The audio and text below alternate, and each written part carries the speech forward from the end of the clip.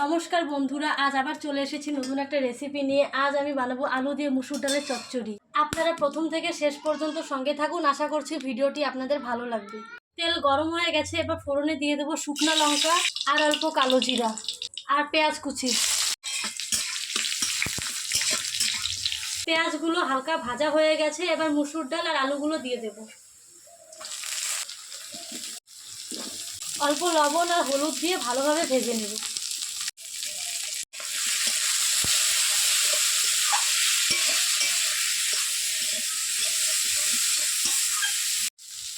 এবার কয়েকটা কাঁচা লঙ্কা, টমেটো আর কয়েক কোয়া রসুন দিয়ে অল্প কষিয়ে নেব।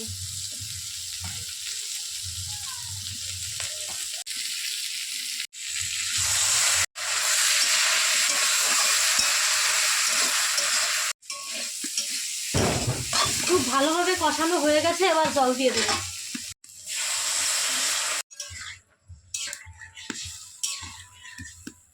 আলুগুলো সেদ্ধ হয়ে গেছে, এবার অল্প ধনেপাতা দিয়ে নামিয়ে নেব।